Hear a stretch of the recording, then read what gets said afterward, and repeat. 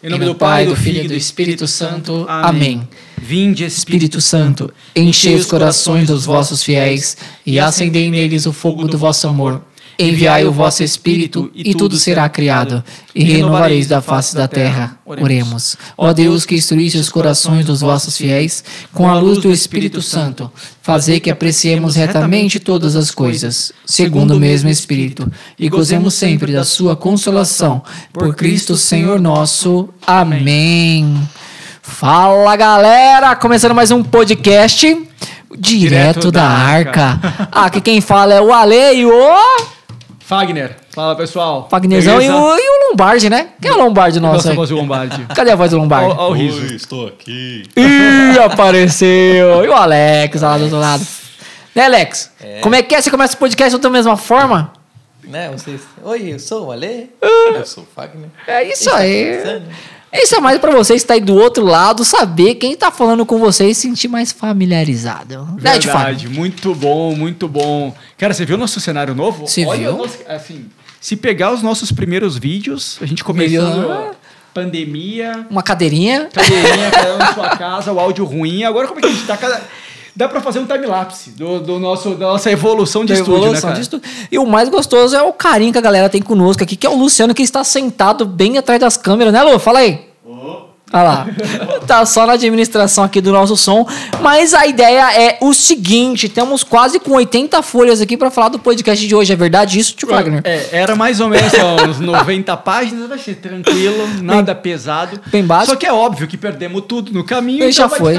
Então vamos lá, quase com umas 2 horas de podcast, mas tudo bem. O assunto hoje vai ser legal. A gente segue na nossa ideia de começar a construir a história, tentar explicar essa história de quase 5 mil anos aí sobre Deus, né? A gente contou o penúltimo episódio, nós falamos da influência do demônio. Exato. Em confundir a todos. Né, em confundir a todos. No último episódio, a gente falou da influência de como Deus, na verdade, conduz a sua história. Todo mundo ali, obviamente, sem tirar o livre-arbítrio do homem, mas ele conduz o seu plano, que é um plano de salvação. Então, é que a gente fala de economia da salvação. Porque, na verdade, tem um plano. Existe um plano de salvação. Então, Deus tem um plano. Guardadas as liberdades dos seres humanos, Deus tem um plano para cada um e a gente vê o tempo inteiro Deus correndo atrás do ser humano. Já falamos muito disso em vários dos nossos podcasts. Então, agora, a gente vai continuar um pouco dessa história vamos entrelaçar, né? Mostrar a influência de Deus e o demônio a todo momento. E sem contar que não era nem pra Deus correr atrás de ser humano, né? Não precisava. Não precisava. Vai lá, não, vou te salvar. Pô, de noite, joguei você caiu no buraco, tô te salvando. Pô, caramba, fica difícil, né? Não precisava, mas é o amor infinito, né? Ah, mas eu acho que Deus deveria dar uma cutucadinha lá e falar, irmão, vou deixar agora na valeta aí, mas... mas infelizmente Mas ele tem a justiça perfeita, a gente vê isso na Bíblia o tempo todo, no Antigo Testamento, a gente sabe que no juízo final vai ser separado o joio do trigo, mas enquanto o ser humano tá vivo, ele tem a oportunidade de ganhar o céu e Deus corre atrás dele. E só pra vocês saberem, você que tá chegando agora no nosso podcast, tem mais uns 200 lá pra trás, e eu sou o cara do contra. Tio Fagner fala e eu sou o contra da história.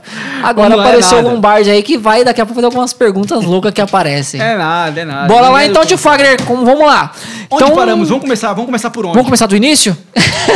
Senão a gente volta pro Gênesis. Vamos lá. Quem não nos conhece, acho que em todos os nossos episódios a gente foi no Gênesis, né? Mas tem um detalhe agora. Não tem Gênesis nesse. Pelo que a gente debateu, não tem Gênesis, não. Vamos arrumar um jeito aí. Não, vamos lá, gente. É o seguinte. Qual foi a influência do demônio na história? Vamos começar logo de lata aí. Eu quero começar a pegar a influência. Na verdade, não a influência, mas como Deus se aproveita da história. Vamos lá. Deus se aproveita da história. Isso é importante. Por quê? E dá risada, né? Porque é o seguinte. Desde quando nós temos o Deus Pai Todo-Protetor, que provê tudo para o ser humano, certo? E esse Deus ficou correndo atrás do ser humano lá para o Antigo Testamento. Não vamos no Gênesis, mas vamos no Êxodo. A gente vai lembrar de Deus se apresentando para Moisés dizendo: eu ouvi o sofrimento do meu povo. Se apresenta para Moisés, tira o povo do Egito que estava sofrendo como escravo, lembrando que o povo já havia abandonado Deus várias vezes. No decorrer da história. Várias vezes no decorrer da história. Falamos disso em todos os nossos episódios aqui. Então, o ser humano vinha abandonando Deus. No último episódio a gente falou de novo, agora com mais detalhes, da da Torre de Babel até, né? Comentamos sobre a Torre de Babel lá do Gênesis, que na verdade a Torre de Babel ela representa uma dominação de um império. Por isso que o povo estava falando um único idioma, porque estava dominado. Então toda vez que a gente tem essa dominação por um imperador, por um rei, o povo sofre. E Deus não quer isso para o povo, e porque o povo também não precisa disso. Deus tira o povo do Egito, lá na época de Moisés. Eles ficam uns 40 anos no deserto, chegam na Terra Prometida. Nessa Terra Prometida, eles vão se estabelecer. Lá onde corre o leite e o mel, tiraram povos que moravam naquela região. Sem contar que sempre falava, cadê Deus? Me ajuda, isso aqui é, e Deus vai... Deus ajudou, chegou lá na Terra Prometida, eles construíram o seu local, Deus estabeleceu os juízes, né? Estabeleceu os juízes.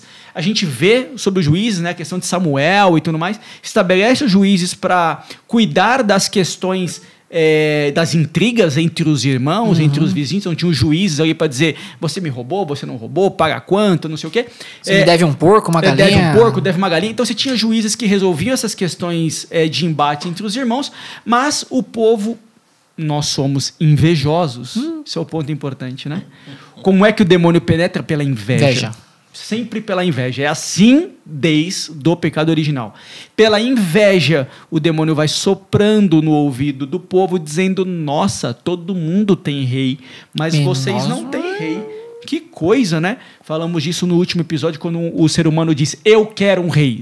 O Samuel fica chateado, fica desesperançoso, mas Deus fala, não se preocupe, Samuel, porque não é contra você, é contra mim. E querendo ou não, o português, claro, na nossa linguagem de hoje, galera, ficou putaço. Ficou putaço. E aí o que Deus fala assim, Samuel, não se preocupa. Não é que ele não quer você. Eles não me querem. Eles querem alguém que reine no meu lugar. Só que esse alguém que vai reinar no meu lugar, na verdade, vai oprimir e explorar esse povo. E sem o detalhe maior que ainda o Samuel foi, Deus explicou para ele, explica para ele isso. Ele falou, não, eu quero o rei. Samuel disse, esse rei vai te oprimir, vai te explorar, você vai trabalhar para ele, sua riqueza vai toda para ele. O povo disse, dane-se, eu quero um rei. Por quê? Porque na verdade porque tem exército, porque domina o território. E é isso que a gente quer. Inveja.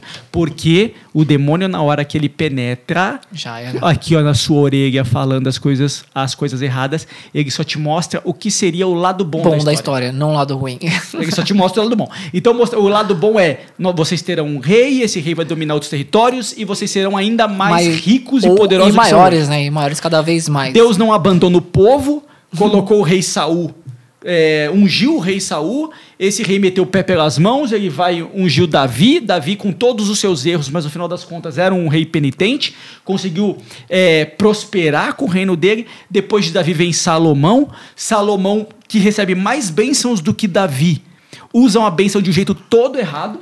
A gente sabe disso, a gente vai ver primeiro e segundo reis, a gente vai ver em crônicas, a gente vai ver que ele usa de um jeito completamente errado, depois que ele morre o reino se esfacela na mão deles, e a partir dali o povo de Deus, ele se divide, né, em reino do norte e reino do sul. O reino do norte, que era menos temente a Deus e muito mais misturado com outros povos, ele é dominado pelos assírios, e o reino do sul é dominado lá no ano 500 a.C.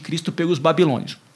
Fica no exílio, Nabucodonosor destrói o templo, mas depois permite que eles retornem para Jerusalém, para Israel. Né? Coisas, né? Aí quando eles chegam, está tudo destruído, eles vão ter que reconstruir tudo. Então, assim, você vê que Deus foi agindo até Salomão, aí depois Salomão falou assim, cara, desisto de você. É quase isso, né? Tá louco, desisto de você. Não aguento mais, Não aguento mais. Só que esse não aguento mais, bastante entre aspas de Deus, aconteceu no Gênesis, no dilúvio, na Torre de Babel, no Egito, na fuga do Egito, na montagem do reino de Saul. Aí agora em Salomão, eles associaram. Aí a nossa pergunta é, será que esse Deus volta? Eu acho que ele tava... Né? Eu acho não. Será que ele volta? Porque... Como eu sou do contra, não volta não. Eu depois não voltaria. Do retorno, depois lá no ano 500 e pouco, que o povo retorna para o território de Israel, vamos dizer assim, né? Que está tudo destruído, a gente percebe que é Deus conduzindo, né? Agindo por todo tempo, né? Daniel que traduz o sonho do imperador da Babilônia, e aí, né? Isso obviamente por bênção divina, e aí o imperador babilônico, ele permite o retorno para a Terra Prometida. Aproveitando essa palavra de Daniel, profeta, sonho e tudo mais, até nós começar todo esse detalhe, uma dúvida bem grande. Essa história da vaca, 7 anos dando leite, 7 anos sei lá o que e tudo mais. Deu muito leite mesmo? Conseguiram fazer muita coisa? Porque eu tenho lá minhas dúvidas quanto a isso. Sim, cara. Na verdade, como tá... Agora, sim, historicamente, não fica se investigando nesse ponto historicamente. O fato é, cara... Daniel traduz o sonho. Porque foi através dele que eles conseguiram fazer toda aquela cara, a organização, isso né? Isso ajudou o imperador. Isso ajudou o imperador e a benesse do imperador foi o retorno para a Terra Prometida. Agora, se foi naquele detalhe, aquela imensidão de leite, se não foi... Na verdade, se faz pouco questionamento em cima disso, hein? Porque logo depois vai entrar um período chamado período intertestamentário. Que até existe alguma documentação, mas a própria Bíblia fala pouco, vai falar disso muito mais como se fossem crônicas. Focar em mais coisas, não vou dizer tão mais importantes, mas aquilo se passou, tudo bem, fechou, legal. O que a gente precisa entender é que agora tudo espera Jesus, né? O próprio profeta Daniel não só vai falar muito da chegada de Jesus, como vai profetizar o fim dos tempos. A gente vai ter lá em Daniel 7, Daniel 9, Daniel 10, profetizando o fim dos tempos. Então, na verdade, o que está acontecendo agora com esses profetas é dizendo estamos muito próximo da plenitude, né? Agora vai ser a plenitude. E que plenitude é essa? E como é que Deus vai agir? Porque a partir de agora é o seguinte, qual é o cenário? Nós temos a Babilônia, que permitiu o retorno da galera para Israel, para a Terra Prometida, que está destruída. Permitiu esse retorno, e quando você olha, você diz assim, tá, qual é, né, onde é que, como é que Deus vai aparecer nesse momento? Porque eu só tenho destruição de um lado, o povo vai reconstruir, do outro lado tem a Babilônia, cara. Que e depois a gente vai ver, né, o exemplo é usado até pelo apóstolo João, seja no Evangelho de João, seja no Apocalipse, como uma referência a um fruto demoníaco, né? A Babilônia é uma referência a um fruto demoníaco. Sim, imensidão de pecados, destruiu o povo de Deus, né? Então, assim, a Babilônia... Tudo começou ali, para falar a verdade? Um reflexo da influência demoníaca naquele local. Tá. Naquele momento. Tá, e como é que Deus vai aparecer, né? Como é que Deus vai ouvir o chamado do seu povo ou vai preparar o terreno? Acontece um fenômeno social, político. E aí a gente precisa entender. Da mesma forma, como é que Deus vai se aproveitando dessa liberdade humana, porque o ser humano vai construindo coisas e Deus, por ali, vai entrando com os seus planos. Escavando devagarzinho. Sem dominar. Porque esse é um ponto importante. Esse não é um Deus dominador. Porque ele não retira o seu livre-arbítrio. Esse é um ponto importante. Porque senão parece que Deus foi manipulando as coisas assim, né? Marionete. Não, nada é marionete, cara. Deus vai, na liberdade humana, o ser humano vai criando as coisas e Deus vai entrando nessa criação humana para se mostrar e para mostrar o seu plano de salvação. Que, na verdade, tem que ser o fim último do homem, né? Tem que ser o destino do homem. O ser humano tem que mirar o céu. Só que ele tem que toda hora ser convencido, o céu tem que ser apresentado e depois ele corre atrás desse céu. É que o ser humano tem muito aquilo, que nem, posso dizer, eu tenho que tocar, eu tenho que ver, tenho que sentir, tem que ter algo ali para mim saber que aquilo existe, no caso. Sim. É um pouquinho de São Tomé, né? Eu ia falar isso, mas eu esqueci o nome do santo. Mas aí vamos ver como é que Deus vai influenciando na história. Ou, na verdade, ele vai se aproveitando. Eu não gosto muito do termo vai influenciando na história, eu gosto muito mais do termo de ele vai se aproveitando. Vai se usando do momento ali. Da história criada pelo ser humano para se apresentar ao ser humano. Vamos pegar... O que acontece? Onde é que a Babilônia termina de cair, né? Aí depois a Babilônia foi um grande império, como outros também foram, como os assírios foram, como os persas foram, como os sumérios anteriormente também foram. Ok. Mas ali por volta do ano 400, 300, por ali, um outro grande império aparece nas mãos de um recém-adulto chamado Alexandre, que depois ele vai ganhar o termo de Alexandre o Grande. Será que é você, Ale? Não, eu sou pequenininho. Eu gostaria de ser grande, mas esse moleque macedônio, né? Ele com 13 anos de idade é educado por ninguém menos que ou por ninguém mais, melhor dizendo, do que Aristóteles. Caramba. Sócrates, Platão e Aristóteles são os pais da filosofia. E Aristóteles especificamente não é só da filosofia. Dá pra gente dizer que da filosofia até as ciências exatas, Aristóteles influenciou tudo. Conceito de pesquisa científica, conceitos de zoologia, a matemática, a física. Ele influenciou tudo, além, obviamente, do pensamento. Grande parte da questão do pensamento de Aristóteles é você colocar as coisas em ordem.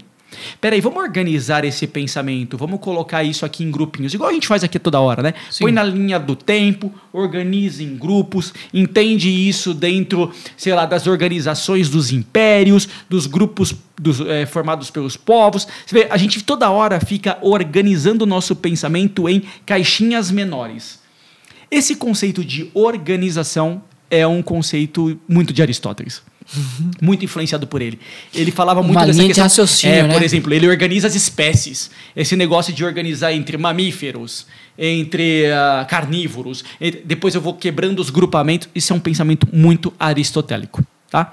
Então, vamos dar para a gente dizer assim, que o Aristóteles, teve até um outro filósofo que disse, é impossível, a gente é capaz de imaginar que é impossível um ser humano conhecer tanta coisa quanto Aristóteles conhecia. Ô, louco. Olha, impressionante isso, né? Nível do conhecimento dele.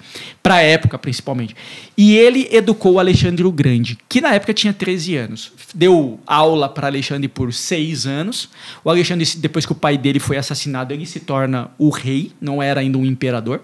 Ele se torna um rei e ele continua as campanhas que o pai dele queriam fazer, que era dominar os povos da região. Pensa que naquela época todo mundo queria dominar todo mundo, porque a filosofia ou a ideia era quanto maior, melhor.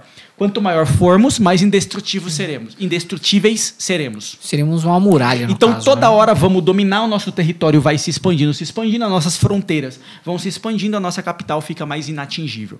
Alexandre fez isso, foi expandindo. E aí ele vai ganhando o título de Alexandre o Grande. Por 10 anos, isso é impressionante, porque em 10 anos ele dominou da Grécia até o Egito, até quase o meio da Índia. Então, ele foi praticamente, antes do Império Romano, o maior império que existiu. E isso fez com que Atenas, por exemplo, a capital do império, vivesse um enorme tempo de paz. Nesse enorme tempo de paz, as ciências filosóficas conseguem florescer. Por quê? Porque não tem guerra na capital. A guerra está acontecendo nas fronteiras. Então, na capital, por exemplo, Aristóteles volta para Atenas e funda a escola do Liceu, né, que é uma escola de pensamento. Ele volta. Então, as escolas filosóficas, todo mundo começa a conseguir parar para pensar, porque o homem, por exemplo, não precisa ir para a guerra toda hora. Porque a guerra está acontecendo lá na fronteira, lá do lado do Egito. Nada perto da gente, tudo longe. E o interessante é o seguinte, Alexandre o Grande, ele tinha muitas influências de cultura. E ele colocou uma lógica que era assim, se eu chegar, te dominei, você me paga o imposto, que vai garantir que eu vou colocar meu exército aí, e eu não estou nem aí para a sua crença. Faz o que quiser. Faz o que você quiser. Me paga o imposto e faz o que você quiser, com a sua cultura, com a sua religião. Eu não estou nem aí. Você só não vai ter exército e você vai me pagar imposto. É como se fossem os políticos de hoje? No caso. Gente, só um cortezinho, só para deixar bem claro. Então, continuando... Então assim, não tô nem aí. Só que isso é interessante porque, sendo um imenso de um pagão, ele foi permitindo que as religiões todas continuassem existindo. Seja as religiões hindus, seja as religiões egípcias, ou as seitas egípcias, os pensamentos gregos. Tanto é que a gente vai encontrar Paulo chegando no... Paulo chega em Atenas... E ele mesmo vai falar, eu vejo que vocês têm muitos deuses. E não tinha um conflito entre eles lá, essas coisas todas, esses debates lá? Eles discutiam esses conflitos lá nos seus locais de debate o tempo inteiro. Por exemplo, eles tinham até o Deus do Desconhecido, que é um Deus que ele não conhecia. Tinha um templo para o Deus Desconhecido. Tanto é que Paulo vai tentar falar, Paulo vai se aproveitar desse Deus desconhecido. E falar, o Deus é nosso aqui, ó, esse cara aqui, ó. Eu sei quem é esse Deus desconhecido. Achamos ele. Pois é, achamos ele. Então, eles têm muitos deuses e Alexandre se aproveita disso. Então, por 10 anos ele dominou e o império dele foi um dos maiores impérios que existiu. O que é interessante, Alexandre morre invicto, sem perder nenhuma batalha. Por isso que ele é o Magno, né? Ele é o magnífico, ele é o maior, top, ele é o grande. E ele fundou um monte de... Narcisista total, né? Porque ele fundou um monte de cidade com o nome dele. Não à toa tem Alexandrias espalhadas pelo mundo inteiro. Ou teve naquela época Alexandrias espalhadas pelo mundo todo. Sendo a maior delas a do Egito. Alexandria no Egito. É a maior, a mais importante da época. Então, esse é o Alexandre o Grande. Aí você fala, tá, mas por que isso é importante? Cara, Sim. Porque é o seguinte, a Grécia, feito isso, a Grécia dominou os assírios, dominou os babilônicos, dominou os persas. Então, toda essa galera que vivia em guerra, e mais os pequenininhos, como o povo de Israel, que vivia nas guerrinhas, e isso não fazia ter paz, porque todo homem que fazia 15, 16 anos já tinha que ir para a guerra. Quando a Grécia domina todo mundo, começa a nascer como se fosse um conceito de paz. Acho que por isso que a gente se alista com 18 anos hoje, né? Imagina, hoje eu tô engraçadinho, vocês já perceberam? Hoje eu tô me sentindo engraçado. Ô, Ale, porque é o seguinte, imagina se o Filho de Deus, que escolheu vir frágil como um ser humano, vai pra guerra com 16 anos, 14. Nasce no meio da pancadaria entre os assírios, os babilônios, os persas, os macedônios, os gregos. Misericórdia. O risco. Capaz de não chegar nem aos 33, no caso. Que Jesus, lá na manjedoura, o cavalo já poderia ter pisado na cabeça dele. Boa. Imagina se ele nasce no meio de uma guerra. Porque ele foi ser humano em tudo. Sim. Ele correu todos os riscos humanos. Então, nós temos um certo tempo de paz dessa Grécia e depois a gente tem um outro fenômeno, porque depois do Alexandre o Grande, tudo se esfacelou. A Grécia virou pequenos... todo esse território, esse império grego, virou um monte de pequenos territórios. Ô Lu, pra gente poder ver o relógio lá, senão a gente perde aqui no horário. A gente vai embora, filho. Aí a gente vai até... Aí meus pipa amanhã vai ficar até as 3 da tarde lá. Aí, imagina, o que a gente tem? Logo depois disso, e um povo daquela região que são os romanos. Putz. Roma já existia. Tá demorando pra gente chegar nele? Roma já existia há uns 600 anos, uns 700 anos. Mas era um nada. Era um nada. Depois que o Império Romano ruiu, o Império Grego ruiu, todos aqueles pequenos reinados que não passavam de, sei lá, cidades, né? Que não tinham esse nome cidade, porque o nome cidade mesmo é um nome para Roma. Começaram a guerrear entre si para, de novo, um dominar o outro porque a regra era quanto maior, mais resistente. O Império Romano começou a difundir. Só que Roma tinha uma ideia interessante, porque Roma herdou a filosofia grega, implementou a filosofia grega e Roma naquela época já funcionava como uma república. E Deus sempre agindo ali no meio deles. No caso, para tentar... Agindo, porque na verdade o que a gente tem que olhar é de fora. Você diz, Deus está agindo como? Vamos ver onde é que esse negócio desenrolou. Porque onde vai parar? O seguinte, Roma era uma república, certo? Que tinha um imperador. Então você tinha os parlamentares, vamos dizer assim, né? Os deputados e senadores discutiam no plenário e em tempo de guerra eles davam uma carta para aquele imperador dizendo você não precisa consultar o nosso Senado para tomar nenhuma decisão, porque na guerra é tudo muito rápido. Se você quiser dominar, domina aí. Que nem hoje, né? O Senado nosso é que nem o nosso presidente. Cara. Então, mudando de assunto. Aí a gente tem um imperador. Existe um imperador que é o Júlio César. O Júlio César vai e destitui o Senado. E ele proclama... A risadinha do nosso Lombardi, faz de novo. Qual é a risadinha? Olha lá. Aí o que ele faz? O cara vai falar assim, mano, eu não posso mandar se vocês não mandar primeiro. Então, eu desfaço vocês. Mas hoje é que nem nosso presidente, não mudou nada. O presidente não pode fazer isso. Mas hoje o presidente tem que expor um monte de carta. Mas naquela época, o que o cara tinha? O governante tinha o exército. Como o imperador tinha o exército do lado mais dele, fácil, né? O Senado não tem o exército do lado dele, na regra é o seguinte, manda quem tem força, né? E obedece quem tem juízo. Melhor ficar na minha casa. Então ele chegou com seus soldados pretorianos, né? Que são a 4x4. Guarda real do imperador. Chegou pro Senado e disse, esteja desempregado. Tá fora. Tá demitido. Basicamente o que eu vi na ditadura no Brasil. Basicamente. Tá demitido. Porque quem tem força, quem tem o exército do lado, domina o povo. E aí chegou e dominou o Senado, expulsou o Senado, ele ganhou um poder absoluto. Poderoso, maior de todos, Augusto.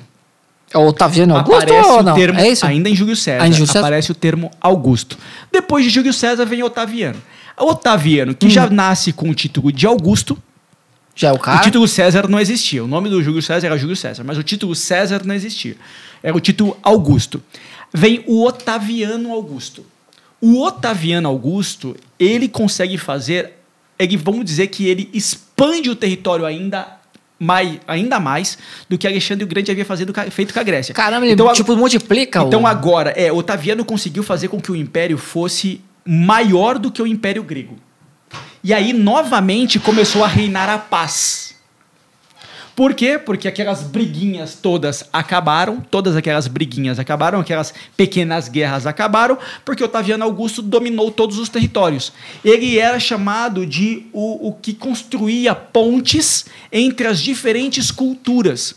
Porque, novamente, nós ficamos com mouros, com godos, com persas, com assírios, com babilônios, com gregos, todo mundo junto.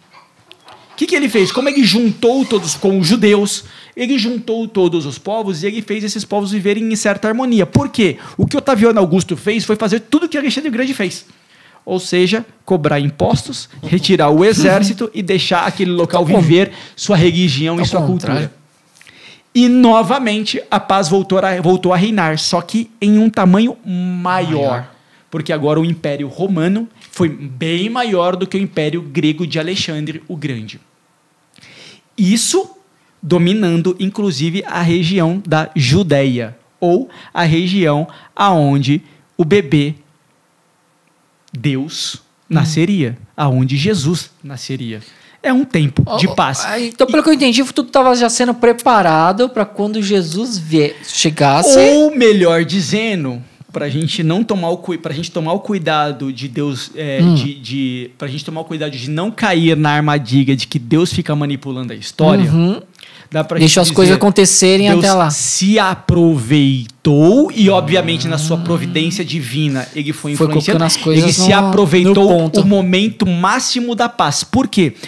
Otaviano Augusto era chamado do construtor de pontes entre os povos, que fazia reinar a paz. Em termo latino, ele era o pontífice. O pontífice. Lembrando que pontífice, tempos depois, virou um termo ser usado para o Papa, para ser o construtor de pontes da paz. Mas, naquele momento, ele foi intitulado o pontífice. Ok. Olha que interessante. Se a gente pegar aqui no Evangelho de São Lucas e chegarmos ali no nascimento de Jesus, a gente vai ter aqui, ó. Capítulo 2, versículo 1. Naqueles tempos, apareceu um decreto de César Augusto. Tá vendo? Ordenando o recenseamento de toda a terra. Esse recenseamento foi feito antes do governo de Quirino na Síria. Todos iam alistar-se, cada um em sua cidade. Também José subiu da Galileia, da cidade de Nazaré, à Judeia, a cidade de Davi, chamada Belém, porque era da casa e família de Davi, para se alistar com sua esposa Maria, que estava grávida. O que o imperador fazia? Mantinha o recenseamento, ou seja, ele queria saber exatamente quantas pessoas estavam morando naquela região. Para saber, porque o imposto era calculado assim. Entendi. Então, essa é a ideia. E como é que você sabe que é pobre ou rico? Porque a gente sabe que o pobre poderia levar como imposto no recenseamento 2 rolinhas, enquanto pela riqueza teria que levar, sei lá, uma ovelha e por um cordeiro, ou 2, 3 uma cordeiros. Uma vaca, um boi. Sim, cara. Depois de Otaviano Augusto, vem o Tibério César. Isso já é com Jesus já mais velho, né? Se a gente pegar já Jesus com 30 anos, a Bíblia tem a referência para tudo isso. Evangelho de São Lucas, capítulo 3, versículo 1.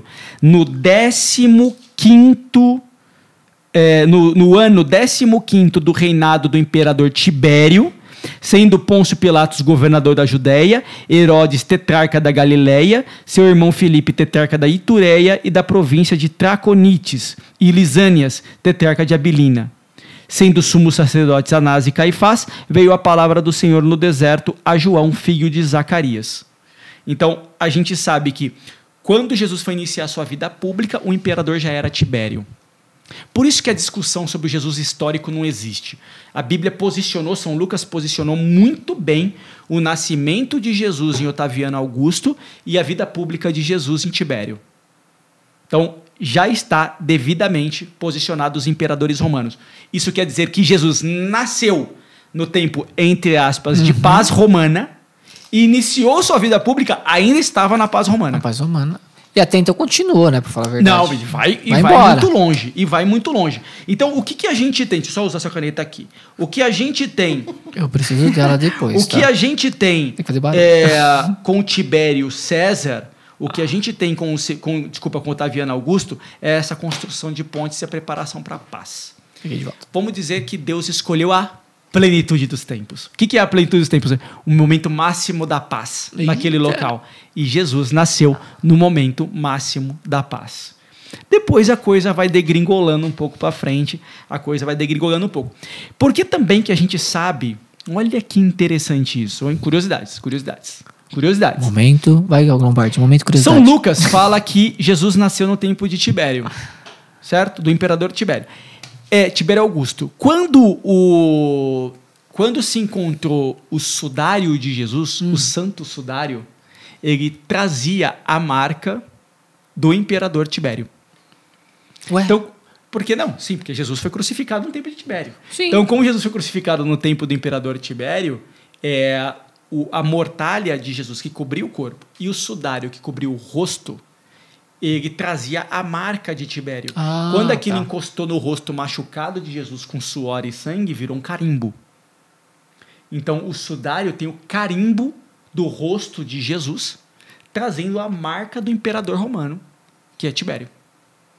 Então, isso bate a referência de que o sudário encontrado, de fato, é o sudário da mortalha de Jesus. Uau. Além, obviamente, de muitas outras investigações que já foram feitas naquele lenço que cobriu o rosto de Jesus, né? Além disso, obviamente. Curioso, né? Curioso. Sabia? Agora, não. Sabia? Pois é, cara. Isso aconteceu. Outra coisa maravilhosa. Tem no dia 24, na missa do dia 24, antes de começar a missa, ou às vezes um pouquinho antes do Glória, se canta um negócio chamado Calendas de Natal. Calendas de Natal. O Calendas de Natal... que o padre canta, no caso? Exato. Tá no Martirológico, desculpa, que é o livro dos mártires, romano. A última edição dele é de 1500 e pouco, acho que 1562, se eu não estiver enganado. E ele posiciona exatamente a data. Vamos ver se a gente acha ele aqui. Ver se a gente pega aqui, ó. Meu celular descarregou, galera. O meu também tá quase sem bateria, mas vamos ver se a gente acha ele aqui. Calendas de Natal. Calendas de Natal. Vê se a gente acha ele aqui. Calendas de Natal. Vê se a gente pega. Pra ver que bonito que era. Ó, eu lembrei disso aqui. Olha lá, ó, como é que era. Ele fala assim, ó.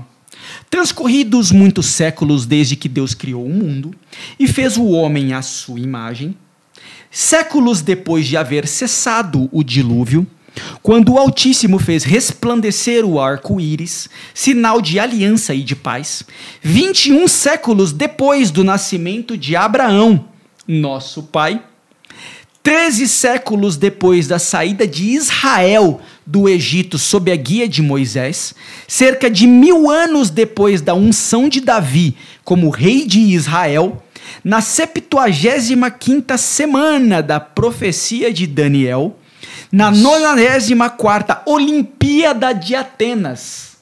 Olha que espetáculo de documento da igreja que é lido antes da missa.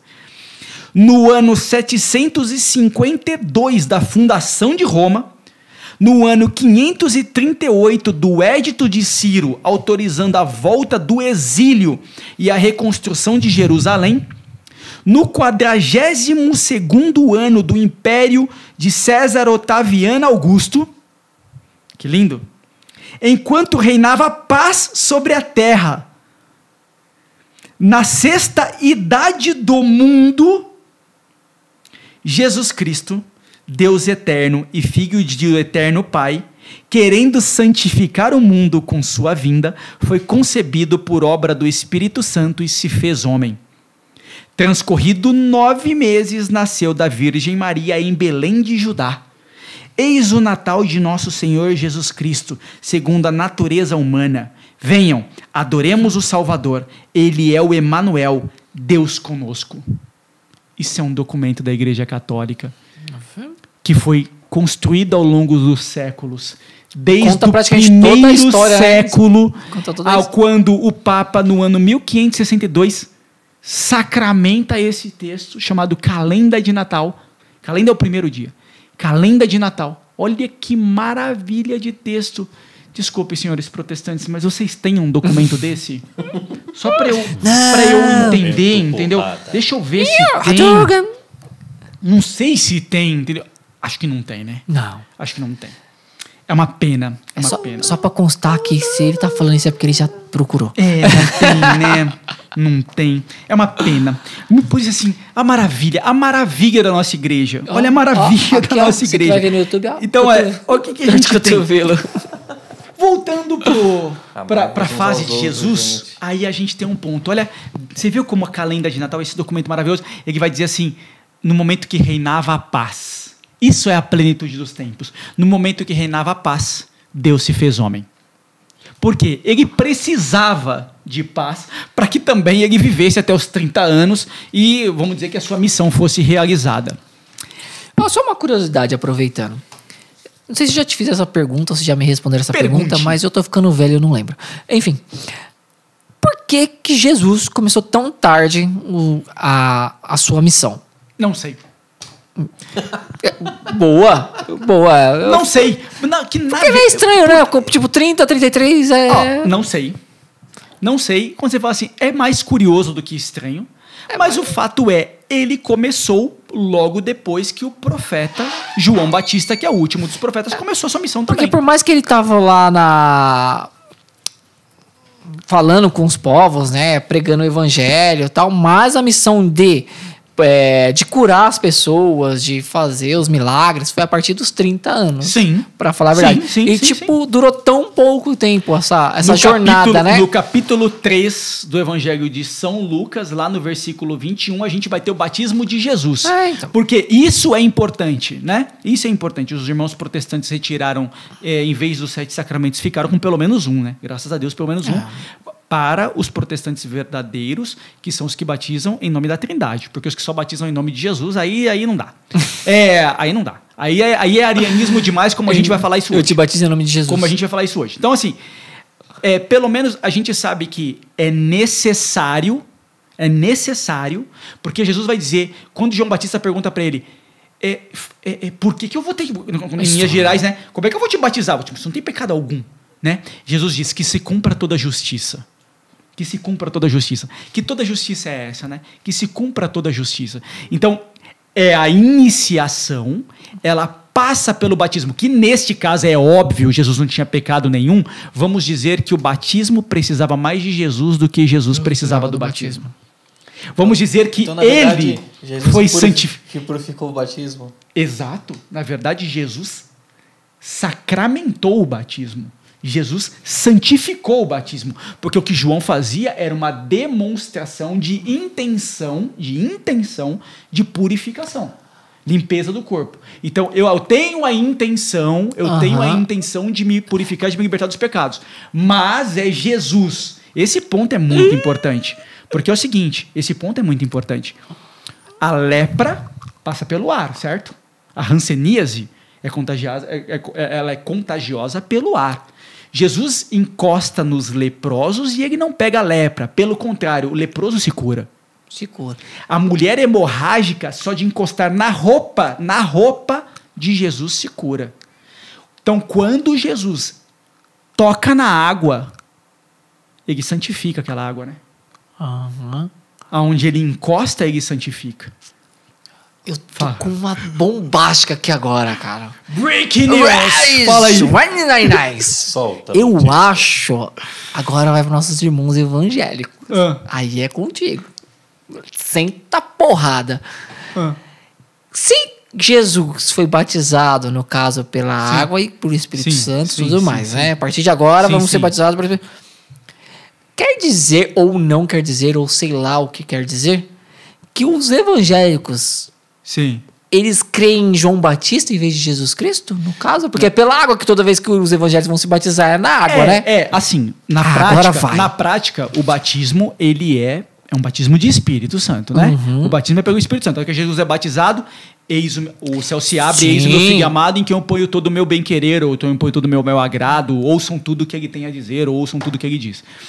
O batismo é pelo Espírito Santo. O que a gente sabe, o que Jesus... se aproveita da água, como rito do batismo. Tanto que a igreja carrega essa questão da água desde o início. Só que ponto muito importante.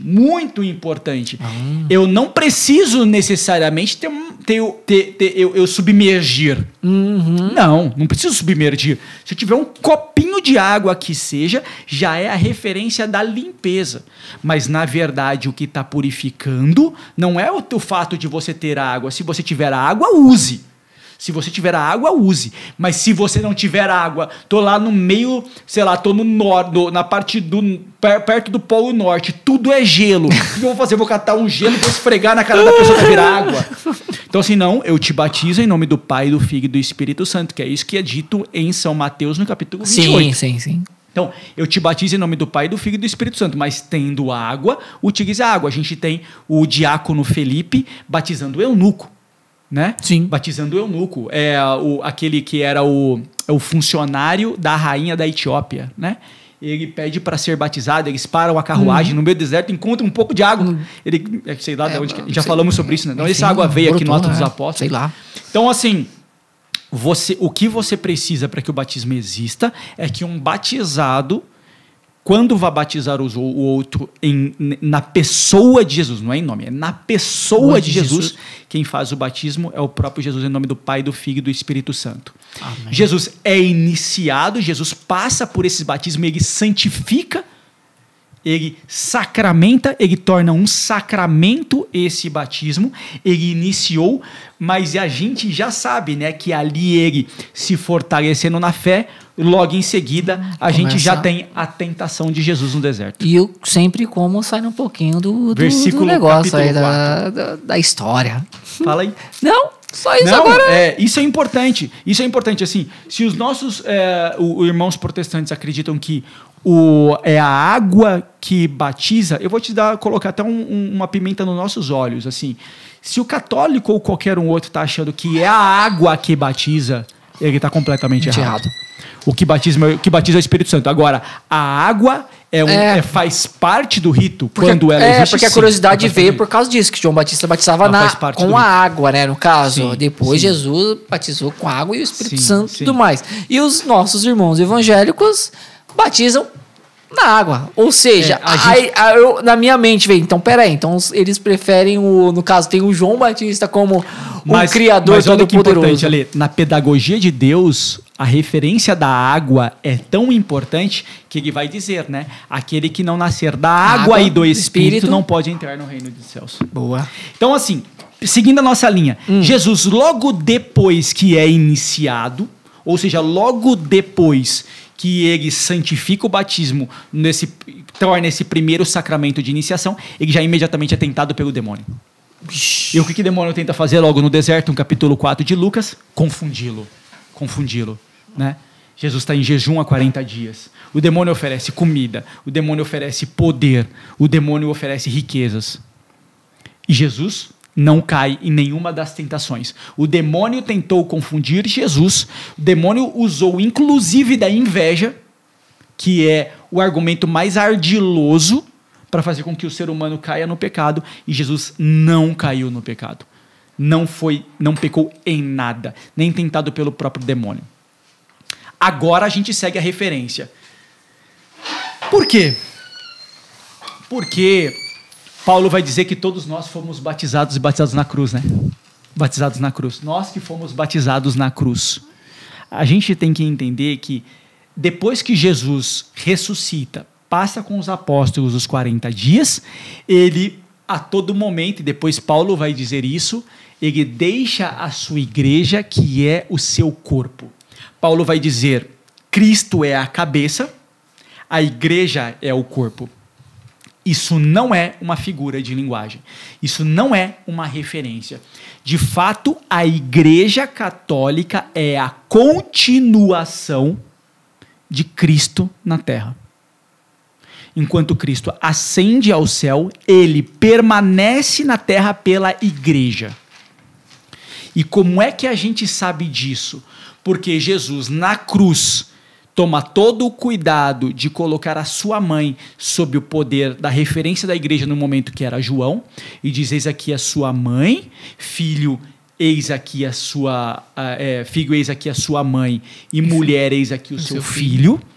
e deixa claro a todo momento: ide em todos os povos da terra e batizai em nome do Pai, do Filho e do Espírito Santo, e eu estarei convosco até o fim do mundo. Esse eu estarei convosco até o fim do mundo não é o eu lá olhando para você. Não. Eu estarei convosco. Literalmente. Sim, você é o meu corpo. Nós estamos juntos, estamos ligados. Você se alimenta de mim. No corpo e sangue de Cristo, na Eucaristia. Nós estamos sempre ligados. Uma vez batizado, você é inserido no corpo de Cristo. Então, o que o demônio vai fazer agora? Da mesma forma como ele tentou Jesus, ser humano, agora ele vai tentar destruir o corpo de Jesus. Qual é o corpo de Jesus? A própria igreja. A própria igreja. Que a igreja agora é nascente, né? Essa igreja nascente. Meu Deus. Eu creio. Adoro. Esperemos. Isso. Peço por aqueles que não creem, não adoram e não vos amam, Senhor. E essas histórias acontecem, né? Pelo amor de Deus. Isso é só a introdução do assunto. Isso é pra você ver. Nós estamos na página 78. Eu falei que tinha 80, né? Então, estamos acabando? Não, faltam 78 páginas ainda. Falta na segunda página. Não, na segunda página. Continua a nossa história aqui, a gente tem um ponto interessante. Por quê? A gente tem o Nero. O Nero? Isso é legal. Aquele programa de gravar CD? Não, aquele que queimava as cobras.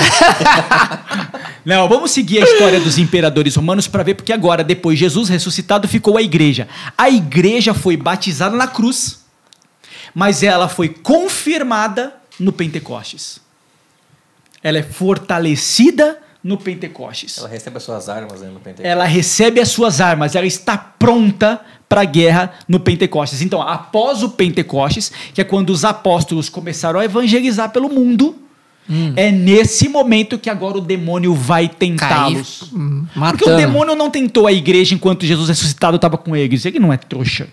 E depois que Jesus ressuscitou, subiu aos céus, o demônio também não tentou os apóstolos. Por quê? Com que os apóstolos ficaram naqueles 9 dias? Nossa Senhora. Por quê? Porque Nossa Senhora. Com Nossa Senhora. E aí, cara, onde está Nossa Senhora, o demônio não se aproxima. Rapidinho. Pergunta curiosa aí para todo mundo.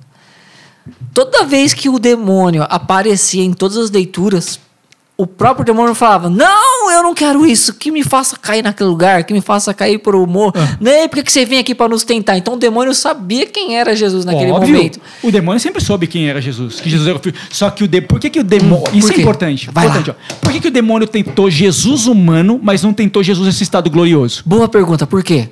Porque enquanto Jesus era humano, ele era 100% humano. Ele estava nas limitações humanas. E poderia cair na tentação. Poderia no futuro do pretérito, tecnicamente falando, sim. Cair no que o demônio queria fazer. Jesus poderia cair na tentação porque ele era 100% homem e 100% Deus. Não podemos correr o risco. Não podemos... Quando Jesus ressuscita, ele vem upado, tá ligado? Virou um super saiyajin. Na verdade, quando ele ressuscita, ele já não tem mais a suscetibilidade e a fraqueza humana. Humana, já é 100% não, ele tá Deus. No corpo glorioso. Ele vem overpower. Ele vem overpower e ele tá tanto no corpo glorioso que Maria Madalena não reconheceu ele. Lembra disso? Sim. Maria Madalena não reconheceu ele. Ele tem que falar para ela: sou eu. Ela diz: Raboni, é você. Né? Então, nem ela reconheceu, ele está no corpo glorioso. Fala, fiquei com você tanto tempo, você tá louco. Você vê que ele diz assim: eu encontro com vocês lá na Galileia. Aí chega ele tá lá. Aí ele tá no outro lugar e vem e come peixe. Cara, é super power. Então, assim, super power. Então, agora assim, cara, como ele não tem mais a concupiscência da carne, o risco, que ele não tinha, óbvio. O risco de seria inclinado, porque ele não tinha pecado original nenhum, mas ele poderia na fraqueza humana, pecar. O demônio não vai mais se aproximar dele, porque, cara, se ele não pecou quando ele era humano, vai pecar agora que ele está em Deus aqui, como Deus ressuscitado, glorioso, não vai ter jeito. E outra coisa curiosa, depois da ressurreição, enquanto Jesus estava com os apóstolos, o demônio também, enquanto a Maria estava com os apóstolos lá na novena, o demônio também não aproximou. Não é nem louco, né? Por que ele não se aproxima onde ela está? Porque ela pisa na cabeça da serpente. Se o filho a gente já não levava a uma, imagine com a mãe que vai defender o filho até umas horas. Porque ela pisa na cabeça da serpente. Só que aí depois do Pentecostes, que está lá no início do Ato dos Apóstolos, os apóstolos agora imbuídos do Espírito Santo, mas ainda 100% homem, começam a evangelizar pelo mundo. E quem é que começa a vir atrás deles? O demônio. Porque não à toa, todos os apóstolos e todos os primeiros 30 papas foram martirizados. Todos os apóstolos, 30 papas. com exceção de João, com exceção de São João, e todos os outros 30 papas e um monte de patriarca foi martirizado. Morreu, foi assassinado de um jeito violento. Mas, vamos avançar um pouco a história, chegamos na época de Nero.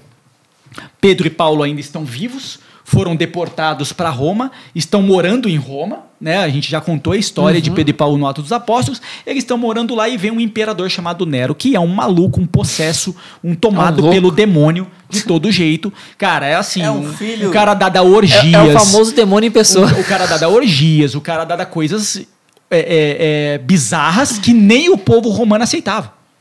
Isso está documentado. Nem o povo do romano aceitava. Foi ele que queimou Roma? Foi. Sabe por quê? Ele querendo reconstruir o império para ver se agradava o povo novamente, ele falou, só que para reconstruir você vai ter que destruir, né? Sabe como é que a gente vai destruir? Vou pôr fogo em tudo. Se fosse hoje, ele perdia todo o direito pelo seguro, você sabe. É verdade. Seguro não ia pagar, não. Só que descobriram que foi ele que mandou colocar fogo em Roma. Putz. Só que antes dessa história... Inventou alguma coisa porque o demônio estava nele. Óbvio. Sabe o que o demônio estava espalhando de mentira? Conta pra nós. Conta verdades. A fofoca. Seguinte, Sônia Abrão, fala fofoca? Sei lá. Não. Caso de família? Casos de família. Sabe que começaram a contar, cara? Propaganda. Começaram porque... Para.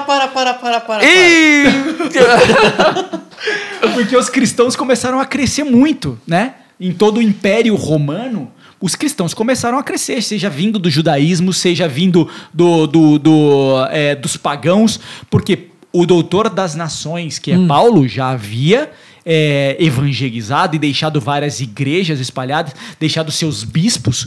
Os apóstolos, já tinha deixado uma direção para todo mundo. Os apóstolos estavam deixando seus bispos por todo o território romano e além até do território romano. E assim, aquilo estava começando a atrapalhar. E tinha uma fofocaiada rolando. O Nero queimou a cidade lá, mano. Quando o povo começou a desconfiar que foi Nero e eles iam se levantar contra Nero por ter metido fogo na cidade, e aí? Chegaram pra Nero e falaram o seguinte: cara, vamos arrumar uma desculpa. Fala que eram os cristãos.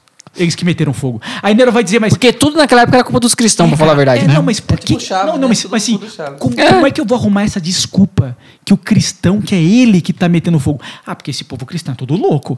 Isso é um xarope. É louco porque eles comem gente. Comem gente? Antropofágicos. Comem gente, canibais. Estou com sede de canibal. E pior. Com sede de canibal. E pior, eles comem... Crianças. E pior, comem crianças da própria família. Misericórdia, mas por que eles tiraram essa ideia? Mas não, eles tiraram essa ideia louca aí. Eles bebem sangue de criança. Sabe por quê? Porque começaram a falar que eles se reúnem nos esconderijos, nas catacumbas, nas casas e tudo mais.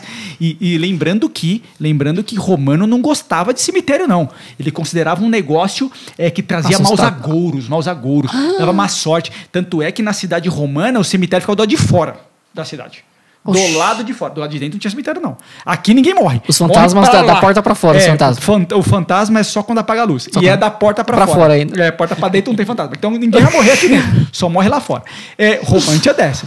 E aí, cara, começaram a falar, não sabe por quê? Porque a gente foi lá onde eles se reúnem e eles falavam assim: eis o corpo de Cristo. Tomai e comei. Eis o meu sangue. Tomai e beber. Eles comem o corpo e bebem o sangue, às vezes deles mesmos, de um tal do Cristo, que era o chefe dele. E pior, tem hora que eles falaram que era filho de Deus.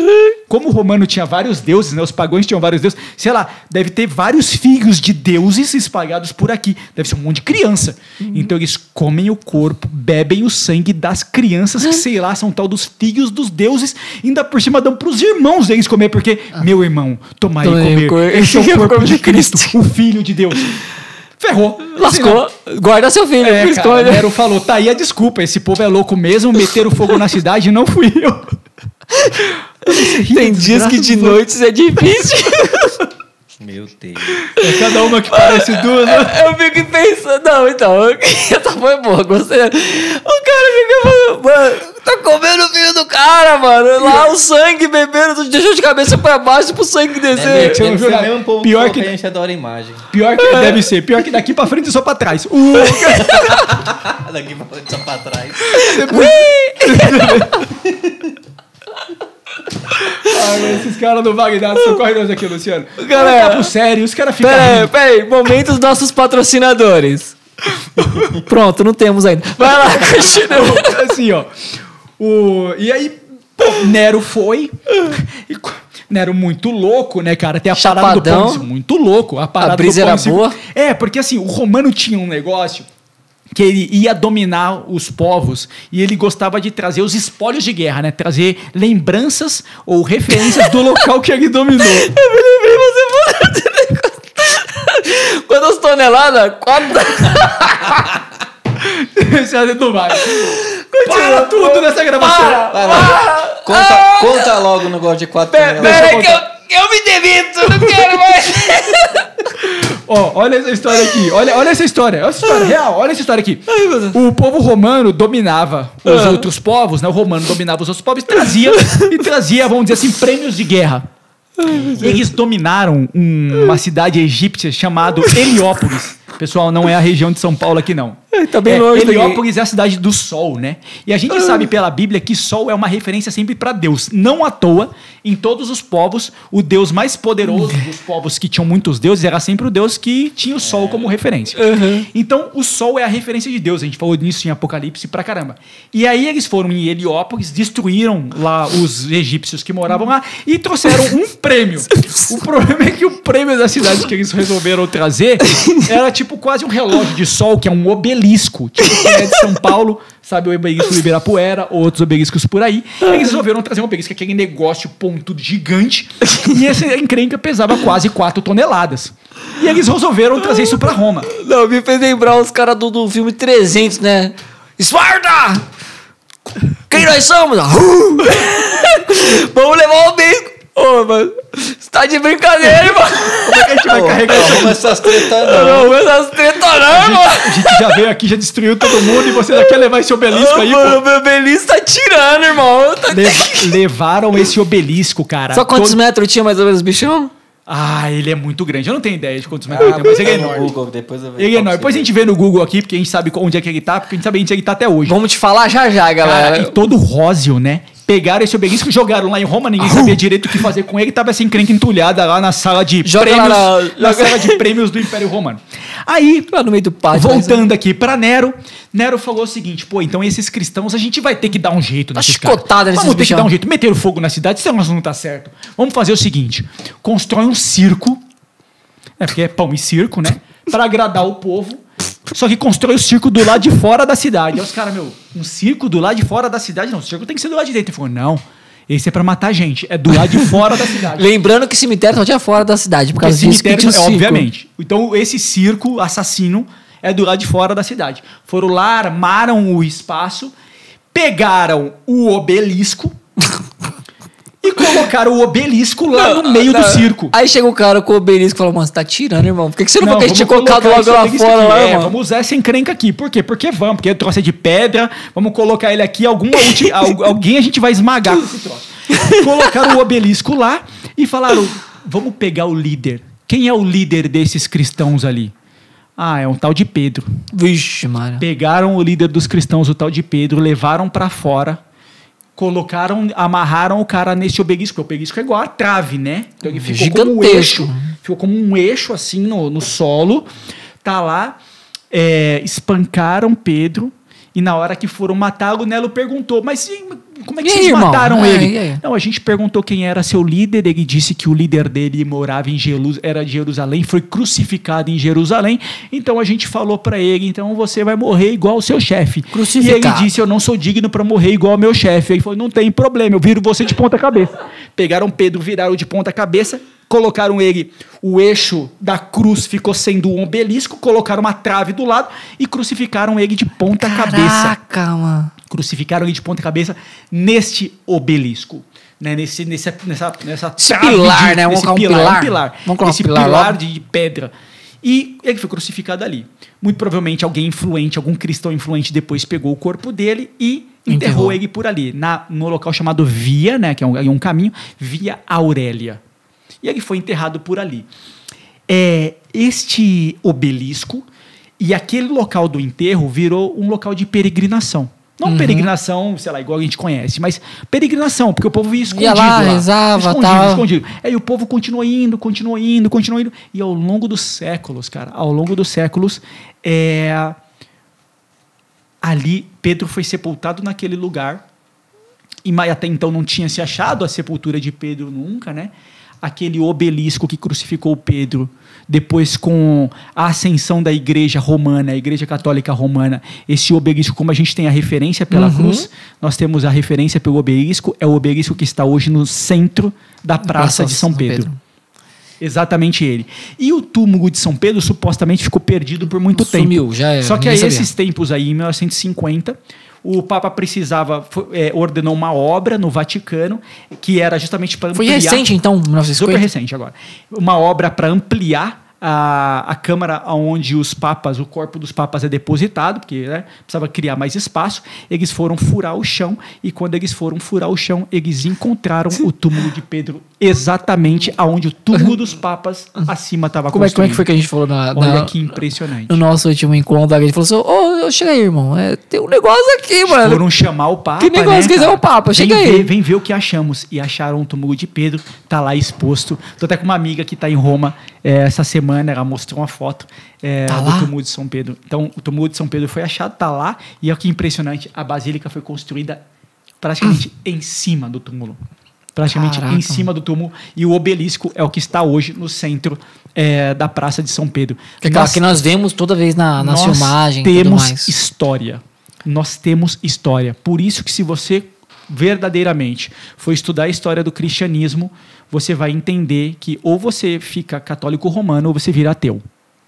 Porque nós temos toda a referência histórica, 100% dela. Então, depois, ainda na época de Nero também mandou matar Paulo, que era o doutor das nações. Paulo foi morto numa outra via, chamada Via Óssea. E ele foi sepultado Eles gostavam de uns nomes meio estranhos, né? Que é onde está a Basílica de São Paulo, que é do lado de fora dos muros. Por isso que chama Basílica de São Paulo fora dos muros. Porque ninguém morria. E é óbvio que nem a Basílica de São Paulo, nem a Basílica de São Pedro estariam dentro de Roma. Sempre foi do lado de fora.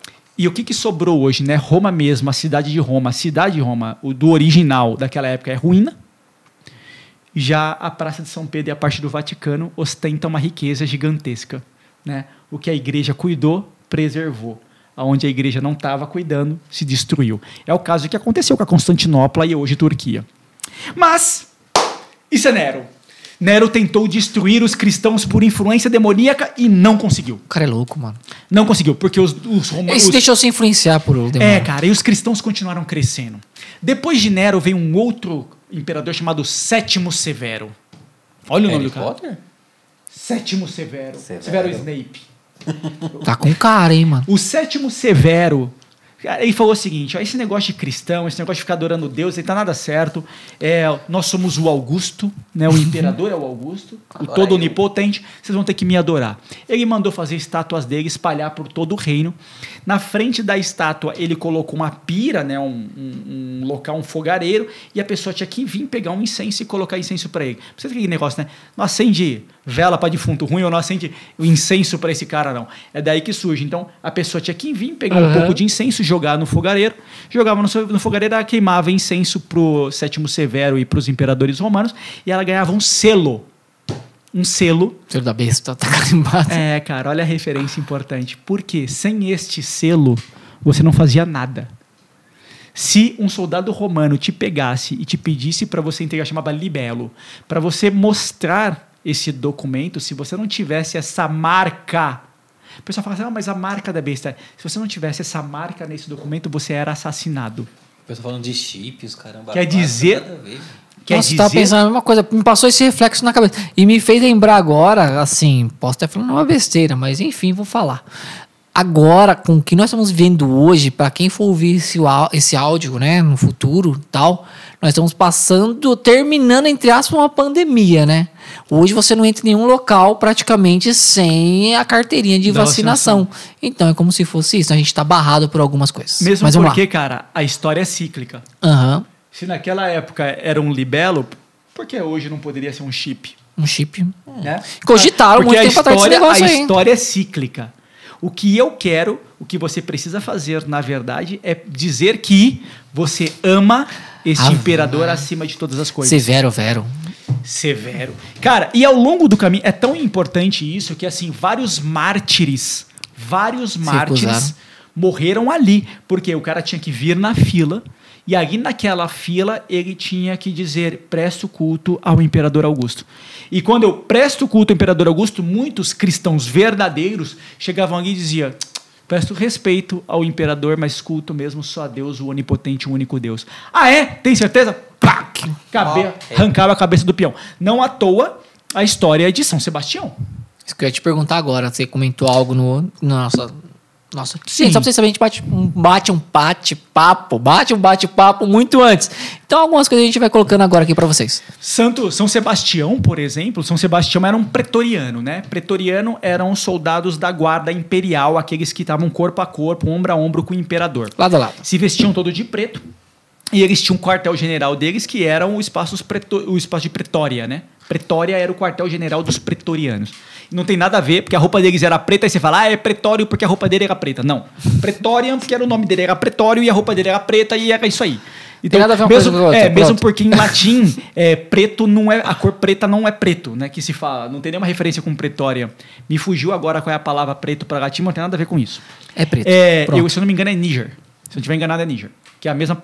Seria um mesmo termo, mas no caso pejorativo, americano. Vai lá, Lombardo. Lex. O São Sebastião, cara, como ele era pretoriano, ele precisava prestar culto. Eu acho que foi Diocleciano ou Sétimo Severo, foi um dos imperadores. Preto em latim é nigreus. Tá vendo? Nigreus. Eu falei Níger, quase acertei. Nigreus. Então não é preto de pretoriano, seria assim, nigreorianos, né?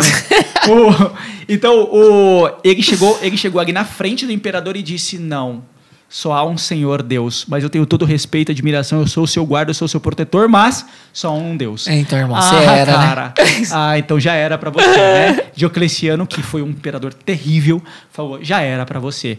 Pra fora com eles, obviamente fora dos muros. Fora dos muros, os outros soldados tacaram flecha nele, ficou igual um ouriço, e ele caiu e todo mundo achou que ele tinha morrido. Uma cristã piedosa recuperou o moribundo São Sebastião, cuidou dele. 4 meses depois ele voltou no templo, voltou no castelo do imperador, e ali fardado, né? Fardado, passou por todos os outros soldados que achou assim, porque a assombração, o cara ressuscitou, o que será que aconteceu? E ele chegou na frente do imperador e falou, eu voltei e eu deserdo, não quero mais a farda de pretoriano. O imperador falou, agora você vai morrer de verdade. Pegou ele, cortou a cabeça, cortou em pedacinhos do lado de fora, obviamente, e espalhou os pedaços de São Sebastião por toda a parte de Roma. Para, como exemplo, mostrar que ninguém deveria desobedecer e não pagar o libelo, que era colocar incenso para o imperador. Ele só queria isso, só que cara, a referência, para você ter ideia, no martiriológico, né? A gente tem referência com nome, data, nascimento, morte, o que aconteceu, de mais de 1000 pessoas, mais de 1000 santos martirizados. Mas, se você não pegar os documentados, se estima mais de 20.000 pessoas martirizadas. Que isso que eu te falar, porque eu acho que tem muito mais. E aí, por isso que a gente tem um santo da igreja dizendo que a igreja floresceu sendo alimentada pelo sangue dos mártires. Que são muitos, não é só. O sangue dos mártires caía na terra e aí brotava mais cristão. Então, os cristãos brotavam regados pelo sangue dos martirizados. Os imperadores vão avançando, a gente tem ali no início, ali ainda na época de Nero e tudo mais, nitidamente a gente já tem o demônio já se infiltrando por outros lugares, né? já se infiltrando por outros lugares, já pegando os judeus, já pegando os pagãos que se tornaram cristãos, que vieram da influência grega de muitos deuses, da mistura com os persas, com os indianos, com outras religiões, e começam a trazer uma outra influência. Essa influência, ela começa a dar aquela lógica que é o seguinte: muitos dos imperadores gregos e romanos falavam isso, né? Sabe aquele negócio que assim, não, na verdade, Deus está em todo lugar. Deus está em todas as coisas. E veja, Deus não é sempre bom, né? Sempre tem um pouquinho de maldade nesse Deus. Também ele não é todo mal, o demônio não é todo mal, sempre tem um pouquinho de bondade nele. O símbolo do Yin e Yang, né?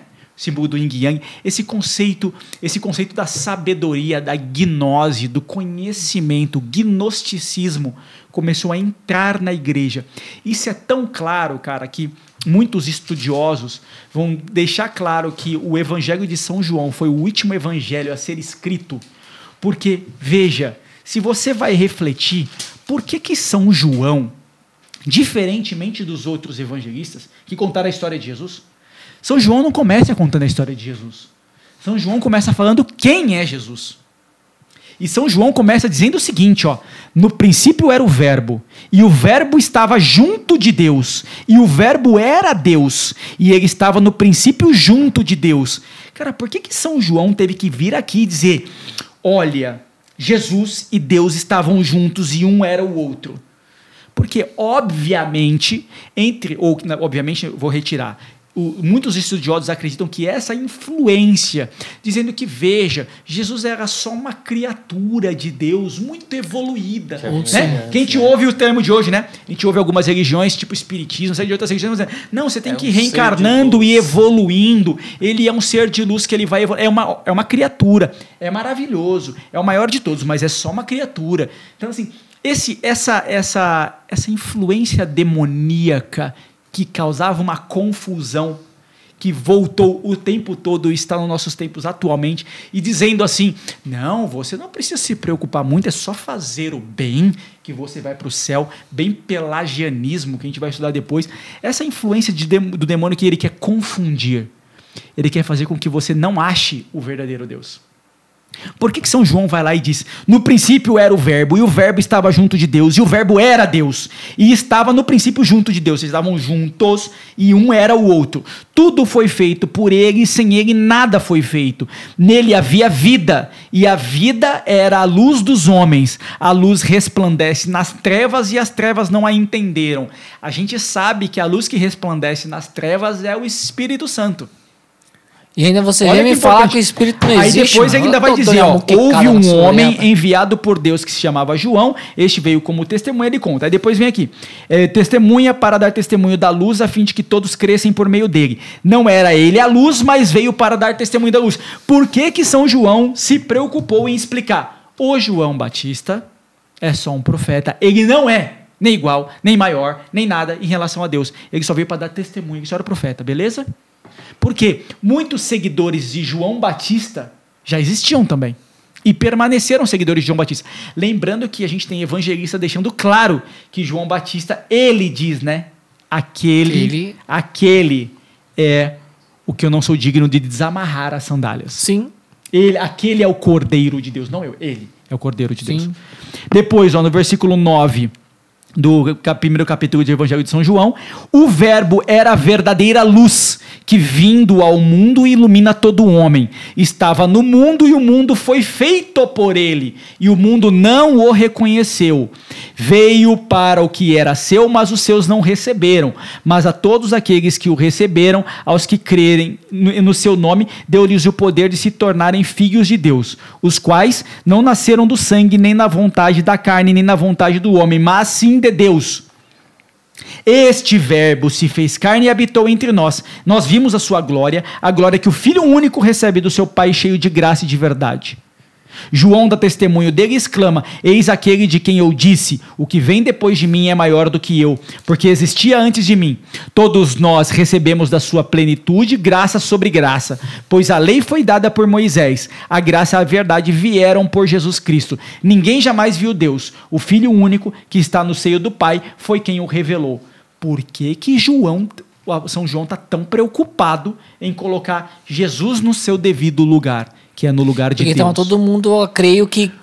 Acreditando em outra coisa que não tinha nada a ver. Estavam acreditando em outra coisa. Ele veio, mas não é ele, pô. Presta atenção. É uma criatura, entendeu? É até enviado por Deus. Até tinha poder. Mas veja, devia ser um homem comum, como outro qualquer, mais poderoso.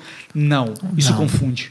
Isso confunde. Então ele já deixou direto, galera. Aqui, ó, a direção é essa. São João, muitos estudiosos acreditam que se São João escreveu esse prólogo, é porque ele precisava combater alguém que estava dizendo o contrário. Então, isso é muito importante, porque a gente já tem esse nascimento da heresia neste momento. São João, ele foi criando, né? Os apóstolos foram criando, deixando seus representantes, porque não há igreja que não venha dos apóstolos. Então, onde os apóstolos estabeleceram as regiões, a gente chamava, naquela época não chamava diocese, chamava patriarcado. E a gente teve, naquele momento, 4 patriarcados: Jerusalém, Antioquia, Alexandria e Roma. Esses são os 4 patriarcados, né? Jerusalém, em Israel, a gente tem a Antioquia na Síria, Alexandria no Egito e Roma. Então, esses são os 4 patriarcados. Para você ter ideia, um dos patriarcas, que é Santo Inácio, que muito provavelmente teve contato com São João, Santo Inácio, ele escreve uma carta entre suas muitas cartas, que é do século I, onde ele deixa claro que ele está prestando honra e reverência e obediência ao líder da igreja que está em Roma, que na época era o primeiro papa depois de São Pedro, que era São Clemente I. São Clemente I. Aqui a gente tem a montagem dos patriarcados, a história continua andando. Então, olha que interessante, cara. Ela nunca para, né? Mesmo os romanos tentando destruir os cristãos a todo momento, eles vão se fortalecendo, cara. Montam patriarcados, agora já tem vários bispos espalhados, eles começam a crescer. Aí você fala, caramba, cara. Até que chega uma hora, no ano 300, que tem um imperador chamado Diocleciano.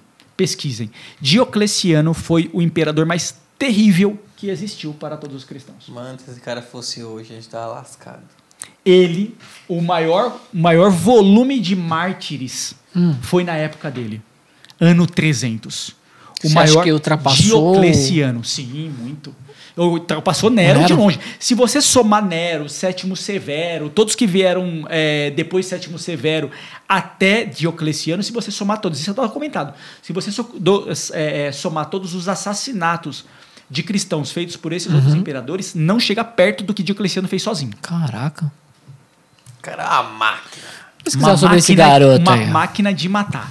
Uma máquina de matar. Cara, uma catástrofe. Se vocês forem ver se vocês forem ver muitos, Santo Expedito, se a gente for ver o próprio São Sebastião, como eu disse, Santo Expedito, a gente tem o do dragão, o São Jorge, que também era um pretoriano.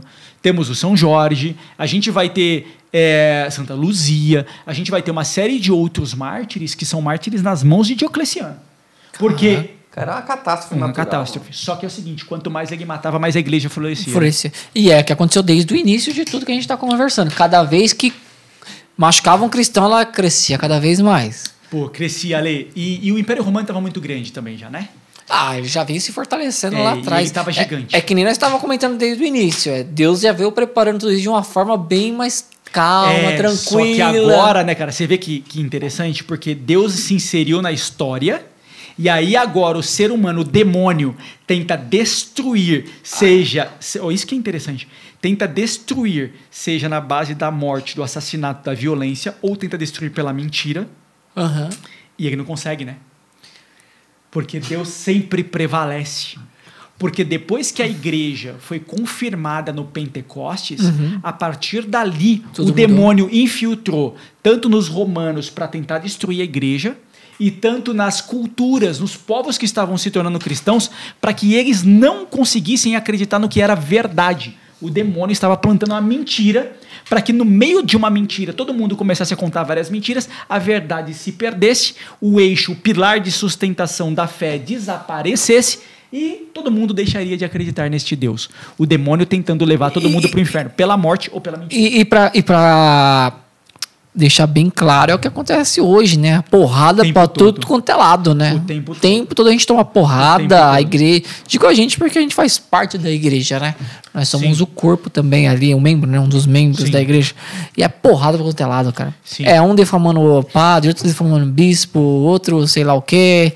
E a gente tomando porrada, tentando defender da melhor forma possível... Porque o demônio quer cara, isso, né? Ó, e olha como é que Deus vai se fortalecendo e como é que o demônio entra na jogada. Olha que interessante isso. Por quê? Diocleciano, o império estava muito grande, o que ele resolveu fazer? Ele resolveu dividir o império em dois. Ele criou um imperador romano no Oriente e um imperador romano no Ocidente. O Oriente era a parte mais rica. É onde hoje ficou a Constantinopla, a região da Turquia. Hoje ali. Era a parte mais rica. O Ocidente era a parte mais pobre. O Ocidente é onde estava Roma. É onde estava Roma. E o Oriente é onde depois apareceu a Constantinopla, né? Que não existia ainda. Ele resolveu dividir e ele colocou um imperador em cada lugar e ele ficava sendo o imperador principal. Então ele ficava no Oriente. Ele comandava ainda de qualquer forma. Ele ficava no Oriente e ele colocou um outro imperador no Ocidente respondendo para ele. E ainda criou um outro negócio que era o conceito dos vices. Ele colocou um vice-imperador no Ocidente e no Oriente. Ele fez essas duas coisas para tentar gerenciar com mais facilidade, mas ele sendo o imperador supremo, porque a riqueza e o maior exército estava no Oriente. Quando ele se separou desse jeito, ele começou a se enfraquecer, vamos dizer assim, né, cara? E aí é onde nasce o termo César. O termo César, ele é o termo desses vices-imperadores. Esse é o termo César. É aquele imperador menor que responde para o Augusto, que é o Todo-Poderoso. Que é o Todo-Poderoso. Só que é o seguinte, olha como Deus é espetacular, pela história, né? O cristianismo já estava infiltrando, já tinha muita gente cristão nessa época. Não importa, podia matar, esquartejar, pendurar a cabeça, os cristãos continuavam brotando, cara. Igual gremlin com sangue de Jesus. Continuavam brotando. E olha o que aconteceu. Uma mulher... Opa! Meu Deus do céu, foi um susto de novo aqui, a gente tá dando circuteco, mano. Meu, isso aqui parece... Rapaz. Lembra do Resident Evil, né? Agora posso cachorro latindo. É o terceiro susto que eu tomo hoje, o coração não aguenta desse jeito, vai ter um infarto. A gente tem uma mulher muito santa e muito piedosa, Santa Helena. Santa Helena teve um filho. Esse filho é o Constantino. O Constantino foi colocado como um vice-imperador na região do Ocidente. Só que o Constantino, vamos dizer que um cara muito ambicioso. Esse Constantino muito ambicioso, o que ele quis fazer? Ele tomou o trono do Ocidente e se tornou o imperador do Ocidente. E depois, só que assim, quando ele foi marchar, ele é o vice, né? Ele estava... a cidade dele é Milão. O vice ficava em Milão, o imperador ficava em Roma. Então, Constantino ficava em Milão e o imperador ficava em Roma, do lado do Ocidente. E aí, o que Constantino fez? Pegou o exército dele muito menor, porque ele era o vice, e marchou em direção a Roma para tomar o trono de Roma. Nesse meio do caminho, o imperador romano chamou uns magos, mandaram matar uns animais e ver no bucho do animal, no bucho do bode, para ver como é que estava a sorte. E Constantino, na hora que estava marchando com os exércitos, ele para próximo do exército de Roma, ele olha para o sol. A mãe dele, muito devota e muito católica, diz a história que ele viu uma cruz no sol, e embaixo escrito, sob esse símbolo, você vai ganhar o trono. Ele mandou todos os soldados dele pintarem a cruz no escudo. Ixi. Todos os soldados vão pintar. Agora imagina aquele bando de soldado pagão pintando uma cruz no escudo, que se entenderam nada, né, cara? E é aquela cruz com um P, sabe? Aquela do símbolo do cristão. Manda fazer aquela cruz, todos os soldados. O fato é, cara, os soldados marcharam em menor quantidade e ganharam a guerra. Constantino conquistou o Império do Ocidente.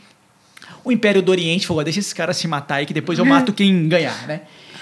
Só que depois Constantino também dominou o lado do Oriente e ele se tornou o imperador do Ocidente e do Oriente.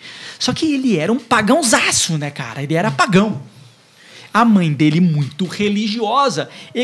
Cara, mas você diz assim, mas ele ganhou a guerra com a cruz de Cristo. Mas ele não se tornou cristão. Oxi. Ele virou um catecúmeno, vamos dizer assim. Um catecúmeno. Sabe por quê, Ale? Tinha um problema. Qual o problema? Conte-nos. Continue mais. Para ir pro céu, você tem que estar como? Você tem que morrer como? Como um santo. E como é que você morre como um santo? Martirizado. Não. Martirizado ok, mas não tem martírio. Como é que você morre como um santo? Como é que você morre sem pecado? Vamos lá, se confessando, batizando. Se confessando, né? Uhum. Você morre como um santo se confessando, certo? Ou a gente tem ali a própria unção dos enfermos e tudo mais. Mas no último momento... mas precisa de confissão. A confissão, hoje em dia, é só você e o padre. Sim. Só você e o padre. Naquela época não era. Ixi, Maria, era como então? Não. Naquela época, a confissão era em público. Você chegava no meio da igreja e dizia: eu peguei a mulher de não sei quem. Eu roubei o Luciano. Só que o Luciano tava lá. Só que é o seguinte, na época do Diocleciano... Era porrada quanto é lá, você tava na catacumba, entendeu? Aí todo mundo... Ah, meu irmão, vamos te proteger. Agora você tá, né, inserido, foi purificado dos pecados. Porque se o cara saísse da catacumba, o Diocleciano passava o trator em cima do cara. Então assim, pode confessar aqui no meio. Aqui no meio da gente, mas lá fora já era. É porque na prática vai morrer todo mundo. É que nem proteção à pessoa, né? Não protege nada. Não, porque é o seguinte, né, Ale? Pode confessar aqui porque vai morrer todo mundo mesmo. Então, o avião tá embicado pra baixo, pode confessar aqui porque eu não vou nem ter raiva de você. Porque se eu tiver raiva eu também não vou pro céu. Então eu não vou nem ter raiva de você. Só que na época do Constantino, o Diocleciano já tinha passado. E como Constantino ganhou a guerra, ele fez um negócio chamado Édipo de Milão. Lá no trono dele de Milão, ele fez um negócio assim: autorizo os cristãos a exercerem a fé sem perseguição. Que protestante fala que Constantino é o pai da Igreja Católica. Não sabe nada de história. Ele não é pai coisa nenhuma. Ele só deixou que o culto católico fosse prestado sem ninguém morrer. E não podia nem ter filho. É brincadeira de mau gosto, mas tudo bem. Sem ninguém morrer. Então, como você tinha essa lei de Constantino que impedia que cristão fosse assassinado porque estava exercendo a sua fé, o que começou a acontecer nas confissões públicas? Muita porrada. Pô, na hora que você falava, é que eu roubei o cara, você saía ali fora, o cara te pegava no pau, mano. Cadê minha ovelha, rapaz? E esse era o problema com o Constantino. Porque, cara, imagina se Constantino vai se confessar com tanto de pecado que Constantino tinha, cara. Assim, vamos segurar essa parada. Não vou não, irmão, você é louco. Isso é da própria época de Santo Agostinho também, né? Santo Agostinho com Santa Mônica carrega a confissão, cara, ele deixa só depois que ele vai ser batizado. E deixa para se batizar com 30 e poucos anos. Então Constantino, ele colocou o seguinte, eu só vou me batizar na hora de morrer. E não é que ele conseguiu mesmo, cara. Na hora de morrer, um pouquinho antes de morrer, um padre meio ilegítimo... meio ilegítimo, já vamos falar sobre isso. Um padre meio ilegítimo foi lá, eu te batizo no nome do Pai, do Filho e do Espírito Santo, e ele morreu. Levou pro túmulo então, todo. Cara, assim, tecnicamente, ele tá no céu, né? Só que se ele pecou entre eu te batizo em nome do Pai, do Filho e do Espírito Santo e o fechar dos olhos mesmo, se ele pecou aqui, já era nesse meio do caminho. Mas o fato é, ele foi batizado no lei de morte. Ele saca foi boa, foi inteligente. Ele saiu e fez um... Dedinho aqui, ó. Ele fez um... Deu certo! Aquele meme, né? Aquele meme que fez um... Sabe aquele filme do Constantine? Quando o capeta... Quando ele ajuda não sei quem, aí ele tá subindo pro céu, olha pra... Ele faz assim, nosso dedo pro capeta atrás assim. Esse cara eu sou aquele cara que eu falo a verdade naqueles que, tipo assim, no mundo dos atuais, chupa todo mundo. Ele ia pegar... esse é o que tava abraçado com o capeta, né? E o capeta perdeu o cara aqui, ó, no abraço. Cadê você? Perdeu no abraço. Então, cara, o fato é, Constantino foi batizado na lei de morte. Mas antes de Constantino morrer, ele tava ali meio católico, meio pagão, meio nessa bagunça, nessa situação. Meio aí, mano. E, cara, começou, o demônio vai tentar infiltrar, porque agora não ia mais matar cristão, né? Então, o demônio percebeu que a igreja não iria desaparecer por assassinato, por sofrimento. Ele vai tentar derrubar do jeito que ele sabe derrubar, desde o Gênesis, pela mentira. E, cara, herege, todo herege é inteligente. Não tem herege burro. Tem cara que se chama de herege que o cara não merece nem se chamar de herege, porque todo herege é inteligente.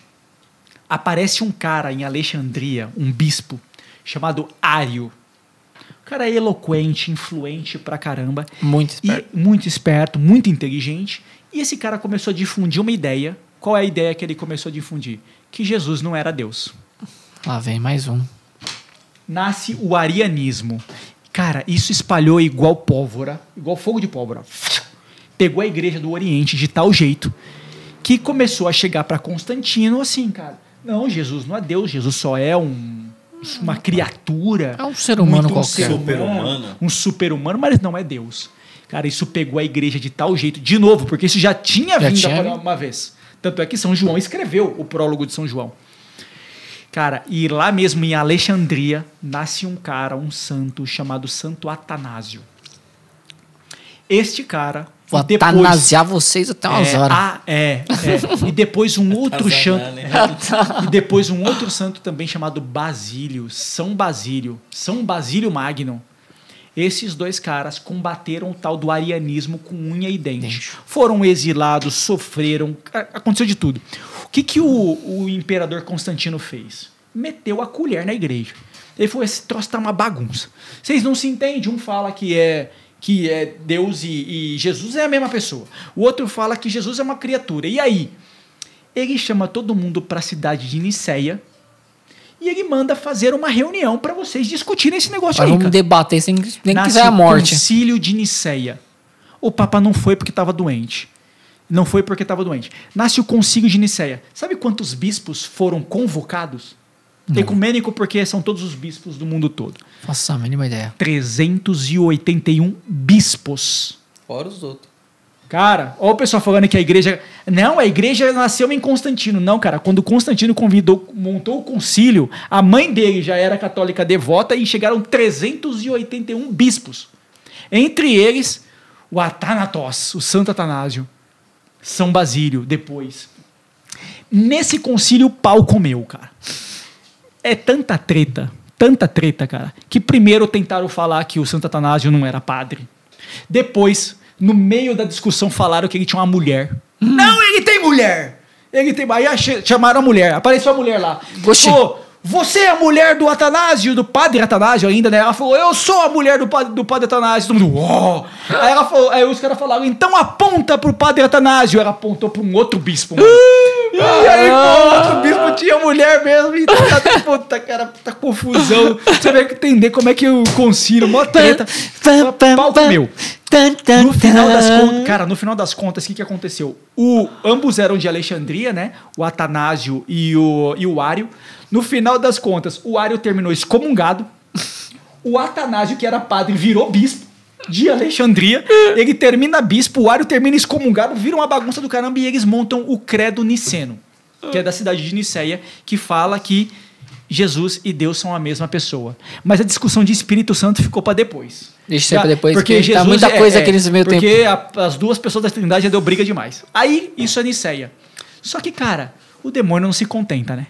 Ele de novo começou a soprar na orelha de todo mundo e de novo, cara. Chegou ao ponto o imperador, do Constantino, dizer, não, a gente aprovou um negócio errado. Não, Jesus e Deus não é a mesma pessoa, não pode ser, não tem jeito. Sabe por quê? Porque Atanásio nos enganou.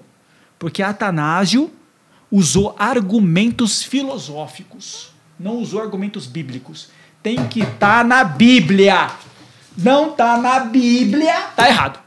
Olha o protestante aí. Opa! Você viu como as coisas se repetem? Eu falei que a história é cíclica. Né? Quando os protestantes dizem, isso está na Bíblia! Deixa eu ver se está na Bíblia. Não, o Atanásio usou argumentos que não são bíblicos. Porque se não está na Bíblia, está errado. Ele usou argumentos filosóficos. Usou porque ele queria usar. Porque Santo Atanásio falou o seguinte, ele pegou um outro argumento de um filósofo, de um outro padre filósofo, e disse assim, é que Deus e Jesus são da mesma substância. São consubstanciais. Ao Pai. O Filho é consubstancial ao Pai. Ainda, né? Não. Não, então, mesmo porque foi no Concílio de Nicéia que os caras fecharam a Bíblia também, né? Então, mas assim, não são argumentos bíblicos, são argumentos filosóficos, então isso tudo tá errado. E, cara, numa dessa, Constantino, que não era católico... E a água é sólida e a terra é líquida. Cara, o vento vem, o vento venta, o mar mareia, o sapo sapeia. Sapeia. É isso aí, cara. Assim, o que os caras colocaram foi assim, mas peraí, e Constantino, que é o imperador, nem católico era, porque nem batizado era, tava lá metendo a colher. Não, a gente chama isso de cesaropapismo, que é o César metendo a colher aonde não foi chamado, que, cara, ele nem católico era. Alguém tá te chamando, irmão? Volta pro seu posto lá. Na prática, ele só deu a cidade pra acontecer, né? Ele só deu a cidade pra acontecer. Ele só sediou. Ele só sediou a treta. Ele podia ter falado assim, faz o seguinte, eu vou comer um negócio aí, vocês debatem aí, daqui a pouco eu volto. Ele ficou metendo a colher no assunto. Aí agora ele falou, não sei o que, isso aqui é tudo separado. E pior, cara, ele teve 2 filhos. Até anotei o nome do filho dele. Parece piada. Um filho dele chamava Constante e outro filho dele chamava Constâncio. Ele teve 4. Gostou do Constantinopla? Não, cara, só que ele... Lembra do Alexandre o Grande que construiu uma cidade maravilhosa, Alexandria? Ele não ia ficar barato, né? Ele construiu a cidade dele, perto de Nicéia. Ele construiu a cidade que vai se chamar Constantinopla. Vai ser a maior cidade que já existiu, a cidade mais linda que existiu. E ele construiu uma cidade linda, que era Constantinopla. Que hoje é a Turquia, que destruíram tudo, mas é assim, que hoje é Istambul na Turquia. Era Constantinopla. E aí, cara, essa era a sede do Império, era em Constantinopla. Lembra que o lado oriental é o lado mais rico? O que o Constantino fez? Se mudou para o lado oriental. Aí ele colocou um figo do lado ocidental e o outro figo ficou no lugar dele no lado oriental. O figo não vai se levantar contra o pai. Então, a forma usurpadora que ele tomou o trono de outro rei, isso não vai acontecer com ele tecnicamente. Não tão cedo. Tecnicamente. Cara, e nessa discussão, Constantino e seu filho, um dos seus filhos, principalmente o do lado oriental, voltaram a acreditar em Ário e sabe o que aconteceu? Pegaram o Atanásio, exilaram o Atanásio, colocaram na cadeia. Deram um cacete pra ele. Deram um cacete no cara, pegaram o Ário, trouxeram o Ário de volta, ele virou bispo outra vez. E o Atanásio, cara, foi exilado. Já era, sumiu. Foi exilado. Cara, e aí se levanta um outro cara na Capadócia, ali perto, ali na região da Turquia, chamado São Basílio. Que é o São Basílio Magno. Não é, cara. Ele é considerado o leão da igreja. O leão da igreja. Esse cara se levanta também.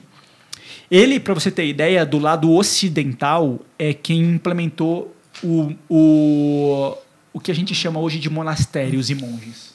Essa vida monástica foi São Basílio que trouxe, porque ele estudou com Santo Antão.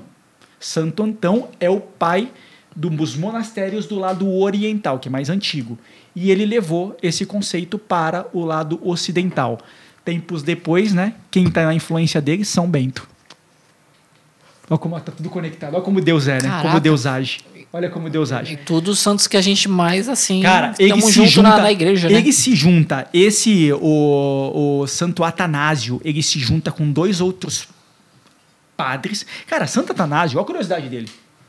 A avó dele é santa. O avô dele é família santa. dos santos. A mãe dele é santa. E os 4 irmãos dele são santos. Cara, é quase um negócio genético, né? Cara, é santidade por genética. Porque, vai ser o Santos Família, né? Cara, a família... Imagina como é que não devia ser essa família, né? Família de santos. A mãe é santa, a avó é santa, os irmãos são santos. E ele também, obviamente, né? Ele é um doutor da igreja. E no fim são corintianos, né? Por quê? Porque é tudo do Santos? Dos Santos. Cara, o que é da hora com Santo Atanásio é o seguinte. Ele, mais os outros 3 padres da Capadócia, né? A gente tem aqui o Gregório Nazianzeno e a gente tem o Gregório de Nissa. São amigos dele. Eles conseguem trazer para um novo concílio, agora acontecendo em Constantinopla. E eles novamente trazem os argumentos. Mas sabe o que Basílio faz dessa vez? Ele não leva argumentos filosóficos. Ele leva argumentos bíblicos. Agora ele chegou para aqueles que queriam só... Deixa eu ver se está na Bíblia. E pela Bíblia... Tá aqui. Ele prova que o Pai, o Filho e já deixa a letra para o Espírito Santo são 3 pessoas em uma pessoa. Isso aí. E aí, cara... ele derruba os hereges, Ário termina excomungado de novo. Vai embora. Atanásio, depois do concílio de Niceno, tanto de Constantinopla, tanto Santo Atanásio quanto São Basílio já haviam morrido, mas a glória deles é restabelecida, né? A honra, o reconhecimento deles é restabelecido, e vamos dizer que a igreja supera o demônio, cara. Inacreditavelmente continua novamente. Porque a igreja, quando Constantino e seus filhos, e um dos seus filhos se tornaram arianos, praticamente quando entraram no concílio de Constantinopla, porque lá em Niceia tinham 381. Quando eles entraram em Constantinopla, sabe o que os caras fizeram? Dividiram o concílio em dois. Fizeram acontecer um concílio no Ocidente e um outro concílio no Oriente, porque o pessoal ocidental estava menos ariano. Então, deixa eles discutindo lá, e aqui na Constantinopla, que é a parte importante, vai ter só os arianos. Só que no meio desses arianos estavam São Basílio e os outros 2 padres da Capadócia. E aí, cara, quando o Espírito Santo fala, lascou. A santidade, ela é contagiante. Ela é contagiante. E aí, cara, pode ter quantos demônios for. Porque quando o Espírito se levanta, ele se levanta e a igreja defende a verdade. Isso aí. Da hora, né? Da hora. E é isso aí, galerinha. Estamos no final do nosso podcast praticamente. Que no final eles concluíram, hein? Sei lá. Que eu faço aí, uma ideia. Não deu nada pra falar a verdade. Vamos ler. Fala aí pra nós aí. Concluíram é o seguinte. Vamos pegar aqui, tem um nome aqui que você falar aqui. Credo Constantinopolitano. Niceno-Constantinopolitano. Olha o que eles concordaram. Vamos ver se a gente acha aqui o credo niceno-constantinopolitano. Vamos ver. Isso é gigante. Vamos ver se a gente acha. E se eu não me engano, se eu estiver errado, esse credo só reza uma vez, né? Sim. Em uma única missa. Do ano. Olha lá. Creio em um só Deus, Pai Todo-Poderoso, Criador do céu e da terra, de todas as coisas visíveis e invisíveis. Creio em um só Senhor, Jesus Cristo, Filho unigênito de Deus, nascido do Pai antes de todos os séculos. E o que ele é? Ele é Deus de Deus. Ele é luz da luz. Olha, ele usou São João, né? Você viu como é que usou São João? Ele é Deus de Deus. Ele é luz da luz. Ele é Deus verdadeiro de Deus verdadeiro. Gerado, não criado. Aí ele puxou de Niceia, ó. Consubstancial ao Pai. Por ele, todas as coisas foram feitas. São João de novo. Depois, e por nós, homens, e para nossa salvação, desceu dos céus. E se encarnou pelo Espírito Santo, no seio da Virgem Maria, e se fez homem. Também por nós foi crucificado sob Pôncio Pilatos. Padeceu e foi sepultado. Ressuscitou ao 3º dia, conforme as Escrituras. Olha São Basílio. Conforme as Escrituras. E subiu aos céus, onde está sentado à direita do Pai. E de novo há de vir, em sua glória, para julgar os vivos e os mortos. E o seu reino não terá fim. Creio no Espírito Santo, Senhor que dá a vida e procede do Pai e do Filho. E com o Pai e o Filho é adorado e glorificado. Ele que falou pelos profetas. Creio na Igreja, una, santa, católica e apostólica. Professo um só batismo para a remissão dos pecados. E espero a ressurreição dos mortos e a vida do mundo que há de vir. Amém. Amém. Você viu, cara, quanta gente, mais de 30 mil pessoas foram assassinadas para defender uma fé. E aí, para terminar a história, que não acaba ali, onde é que volta o apogeu da igreja, Constantino só liberou os cristãos, né? E se batizou no leito de morte. Depois de Constantino, a gente ainda teve um imperador muito ruim, mas depois desse imperador veio o grande Teodósio. Este sim. O imperador Teodósio é quem diz que a religião do Império Romano será a católica. Vixe, aí... E agora, aquele que foi pisado, aquele que foi martirizado, agora tomou o topo do mundo, tomou o seu devido local, o local de direito. Dá pra gente dizer que agora o povo escolhido encontrou o seu lugar na Terra Prometida. Amém. Daqui pra frente... Depois vai ter bagunça. Vai ter. Mas a gente conta mais. Nas outras 70 páginas que está por vir. E Deus sempre prevalece. Sempre prevalece. Então é isso aí. Queremos agradecer o nosso estúdio de gravação.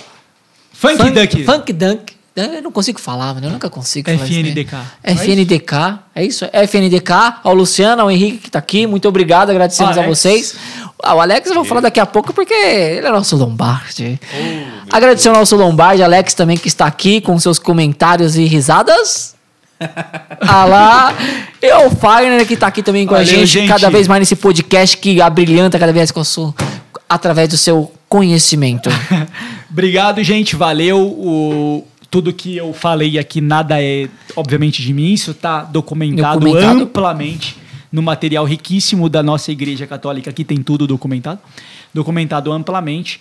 Que o Deus Pai Todo-Poderoso nos proteja, né? Amém. Nos guarde, nos deixe cientes da sua sabedoria, que recebamos aí as virtudes do Espírito Santo com a proteção de Maria. Amém. E ao contrário do tio Fagner, eu sou aquele cara que falo tudo ao contrário. Vamos lá. Vamos lá. Ave Maria, cheia de graça, o Senhor é convosco. Bendita sois vós entre as mulheres e bendito é o fruto do vosso ventre, Jesus. Santa Maria, Mãe de Deus, rogai por nós, pecadores, agora e na hora de nossa morte. Amém. A gente encerra em nome do Pai, do Filho e do Espírito Santo. Amém. Valeu, gente. Tchau, tchau. E bora pro próximo. Vamos.